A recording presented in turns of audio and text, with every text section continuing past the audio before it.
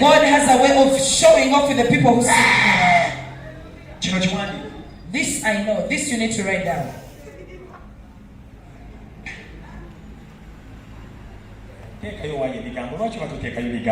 Put up the words. Listen.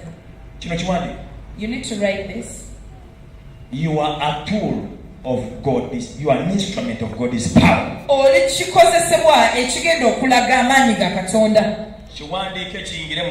Write it down and let it penetrate your mind. I am an instrument. I am an instrument. I'm an instrument of God's power.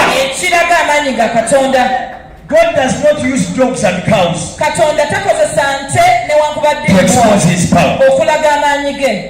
He chose men that He may use them as an instrument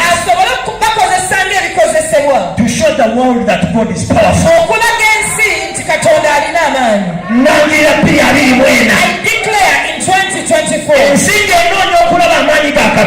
the world seeks to see the power of God, let them look to you. Let them look to you. They will ascertain. Let me speak like how Pastor Chiwewe said. In heaven, they will prove and know that there is a God. Through you, they will ascertain that in heaven there is a God. Tell that to 5 people for me.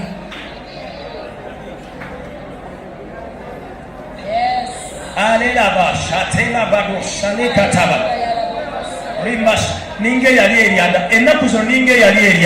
These days I'm like somebody who swallowed a coal, a live coal. Every time something is boiling on the inside, I have failed to sleep now. This year may be the year. Listen to me. This year has begun in a way. I pity the witches.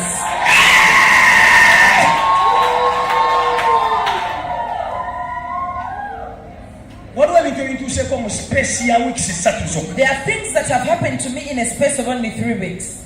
How many know Patience Museveni's church? They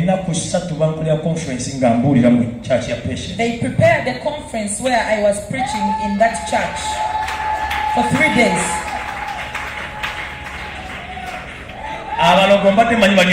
The preachers are over in their altars, but they are here.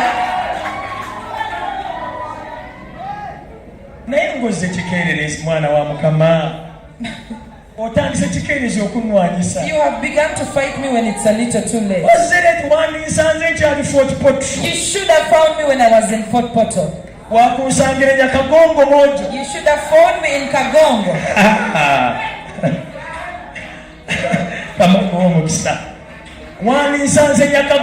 You should have found me in Nyakagongo.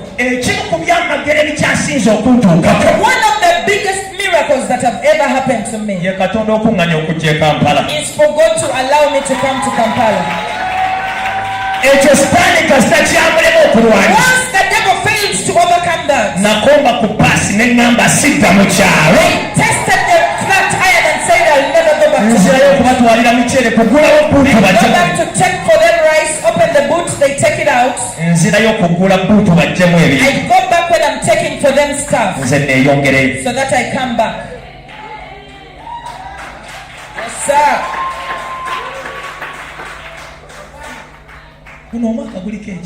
This year has something about it. This year has something about it. I got to the other church and I said, Jesus Christ of Nazareth, what do you preach to people here? And they made a mistake and told me to preach about the life that I normally talk about.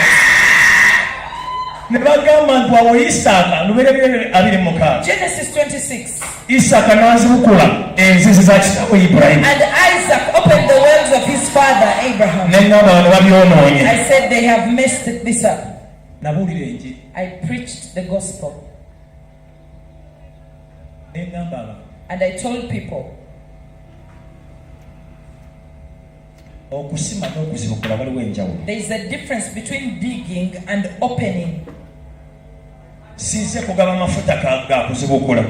I've not come to give anointing for unblocking. I have brought anointing for digging.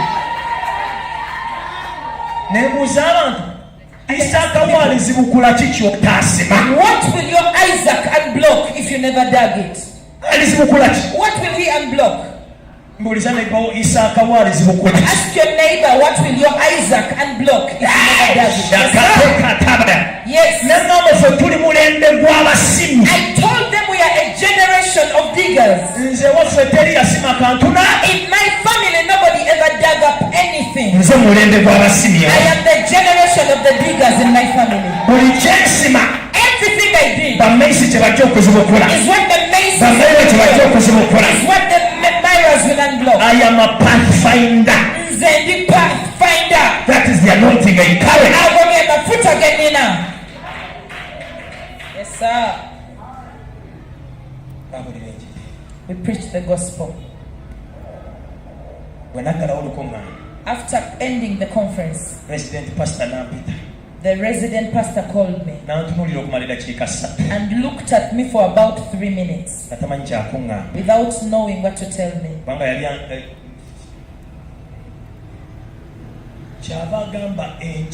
So he said, tomorrow there is a function. We are going to pray for Janet Museveni. We want to thank God for her because she became well. The function will be attended by dignitaries. But because of the gospel you have preached, I've given you an invitation card.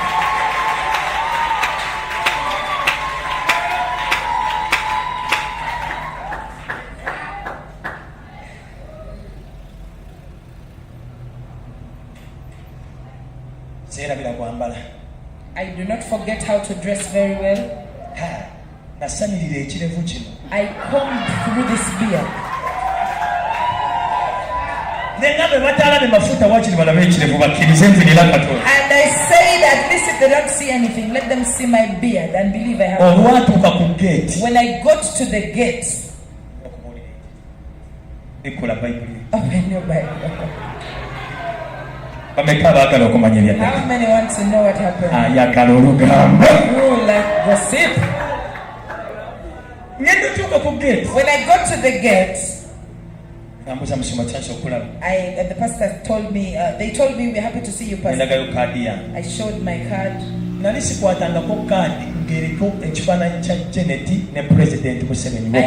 never held a card that has only the president and his wife on that card. When they asked me, I told them I have ministry patience. I come from the ministry of patience. She's the one who sent me. If it were you, what would you have said? You want them to sit me at the back? Yet I'm coming from the real people. Give Jesus a powerful hand clap. He's a matter I said the name. They looked at the suit I was putting. They looked at my beard. The man took it upon himself. Said, I'm not going to delegate, I'm taking you myself.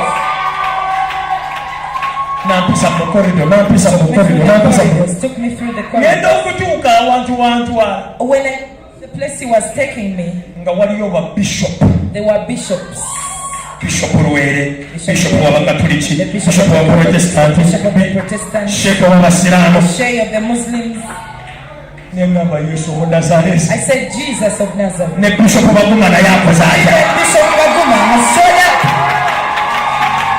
Era mukama taina chakola. Ayo kusimanyi katonda. Isn't that the power of God? If that is not God, who is it? When I looked around, I found I didn't know anything. But I knew Bishop Luele. So I pretended, put on a dry face. Man of God. You really bless us. We see all the work that you do. Recently we were looking for you to host you on TV. We could not get you because you are very busy. But today, now that I've got you, first of all, please give me your contact. You need to help people on TV.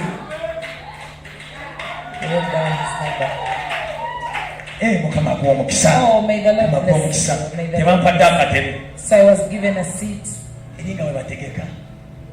They were prepared. So by the time we got out, you know the things of the president. They are always. We came among the delegates. There were bodyguards. How many saw me on TV? Somebody was saying that guy is lying. People saw me on TV. Sent me messages. They said, Pastor, is that you? This is the table of the bishops. Bishop Wale is here, and the bishop for the Catholics is here. Right at the front.